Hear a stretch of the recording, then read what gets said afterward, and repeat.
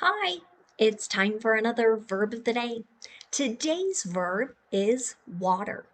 Let's take a look at some of the definitions or the ways that we use this verb. Now, the first and most common way you're going to hear water used is to mean to pour or sprinkle water over an area in order to encourage plant growth. Now, normally, as I'm providing a definition for my student, I hate using that same word just as a different form. So, pardon me, but I've used water as a noun in this definition because I think it's something most of us already know. We'll be talking about it in a few minutes as well, but I'm talking about that odorless, colorless liquid, right? That you can find in lakes and oceans when it rains, right? And so anytime we pour water or maybe just sprinkle it in a particular place to encourage plants to grow, we can use that verb to describe the action. Now, a second way you might hear water used might be in connection to raising an animal. And when you give it a drink of water, you might also hear water used as a verb to describe that action. A third way you might hear the verb water used is to describe one's eyes becoming full of tears. Right? So someone might say, "My eyes are watering," right? They're being become full, right, with that same substance. A fourth way you may hear water used is in connection to our mouths. And so, if your mouth begins to produce a lot of saliva and it's in response to seeing or smelling something that looks really good, like it's going to taste just fantastic, right? Then we might again describe particularly your mouth or one's mouth is going to be the subject, right? My mouth is watering, smelling those cookies, right? That would be an example of that. I think they are very appetizing. You should know that water is a regular verb. To form the progressive, all you need to do is add ing to form watering. To make the past tense and participle forms of this verb, all you need to do is add ed.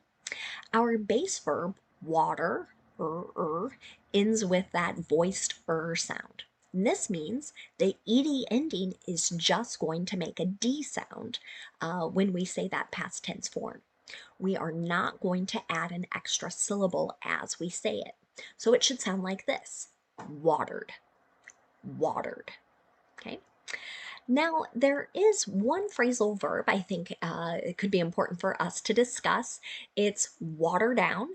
And water down can have a number of meanings. We're going to talk about three of them today. The first would be to dilute a drink of water. So dilute is making something less strong. Let me give you an example of this. I watered down our lemonade so it wouldn't be so sweet. This is something that happens actually in my home a fair amount. My husband and I really like to hike, and if we're going out on a hot day, we're hiking for a long time, we want to make sure we've got plenty of things to keep our energy up. So having salty, sweet things sometimes can be helpful with that, but sometimes lemonade, it's just there's too much sugar, right? So we take a little bit of lemonade and then we add some water. So we're diluting it. It's not as sugary, it's not as strong. Okay.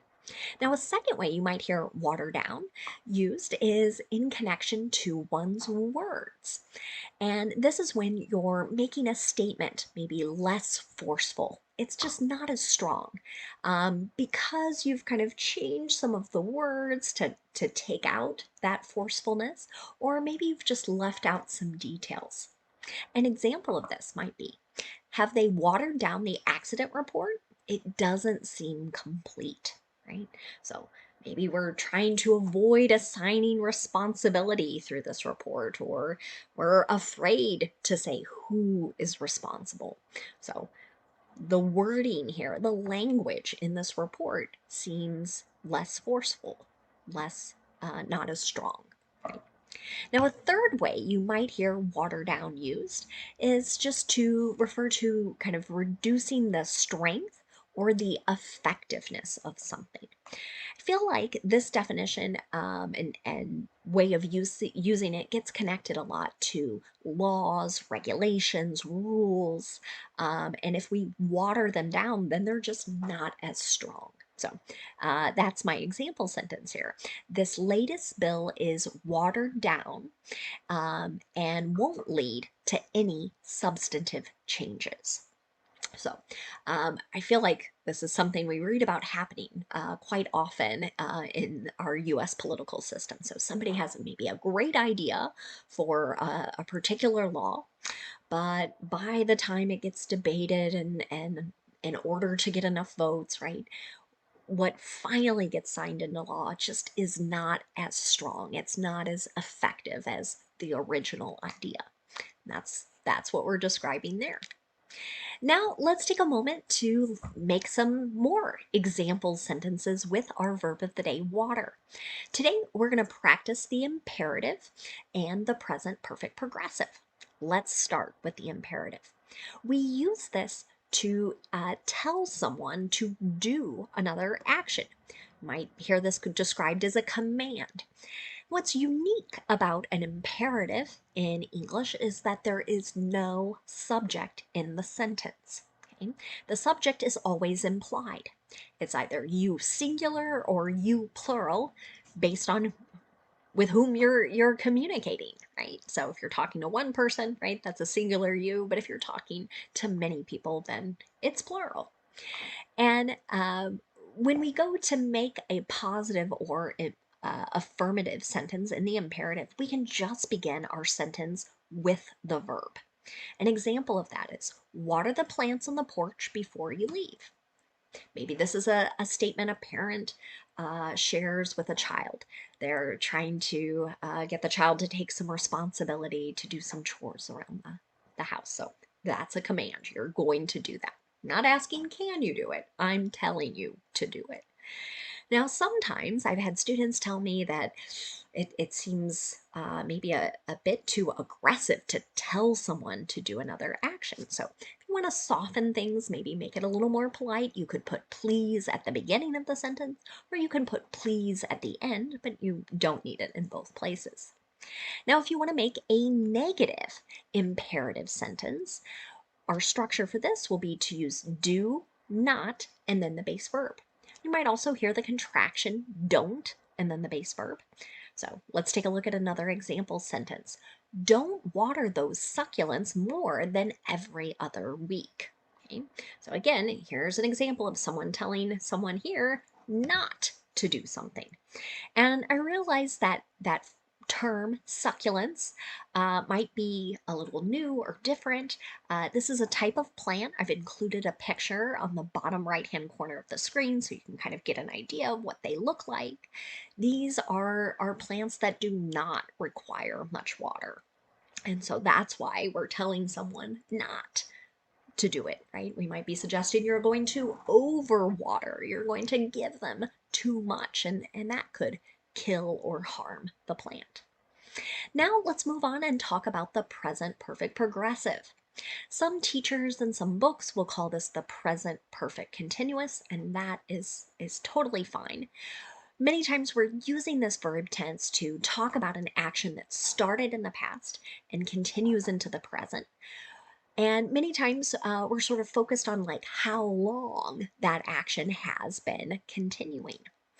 Other times we might use this verb tense to stress that a particular action is unfinished.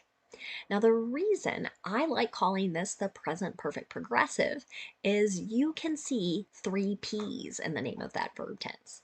And I want you to remember that means you're going to need three parts to make your verb, right? So in the affirmative, we start with our subject. And if the subject is I, you, we, or they, you'll use have.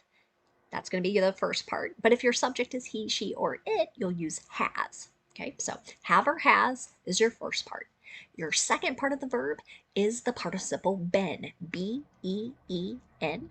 And then the third part of your verb is the ing form of your verb, your action word there. So you can see that in my example. My eyes have been watering while cutting these onions, right? So my eyes here are filling with tears.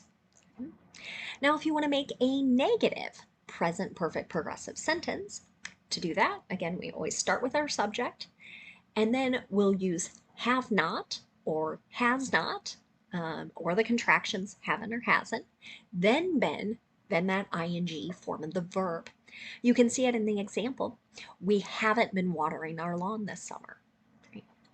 So many people choose not to do this in order to conserve or save water. Lastly, let's look at making a yes or no question in the present progressive. To do this, I start with have or has. It depends on what my subject is, and that subject comes next. Then you're going to see the participle been, and then the ing form of the verb. Here's my last example. Has your mouth been watering since we walked into this bakery? Right.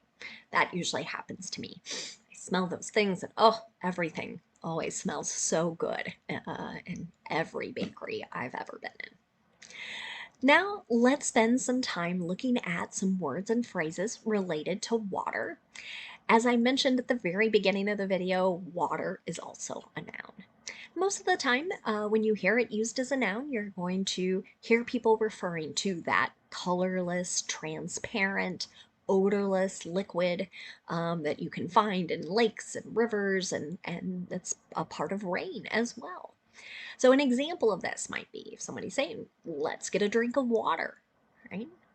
Now, a second related way this noun water gets used is just to refer to a stretch or some area of water. Could be a river, could be a sea, could be a lake, right? Just kind of depends on maybe where you are or what people are talking about. So someone might say to you something like, let's go down to the water's edge, right? If you're next to the ocean, right, they mean let's get close to the ocean, right? If you're near a lake, then it would be referring to that body of water. Another related word you might encounter is the adjective watery. Sometimes when this adjective is used, it's used in kind of a negative way to describe something that's rather thin. You might think of another adjective runny, maybe it's tasteless, and that could be because there's like too much water in it. So an example of this might be this icing is too watery. So icing, frosting, those words are used in similar ways. You might think of kind of decoration or sweet, a sweet topping to a cake, a cupcake, etc. But sometimes it's too liquidy, right? It's not firm or stiff enough, and so that's what that sentence is describing.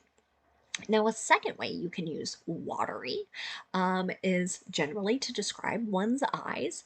And what you're saying with that is that one's eyes are full of tears. So, an example of this, his eyes were watery after his defeat, right? So, another way of saying he lost, and then we could see him crying.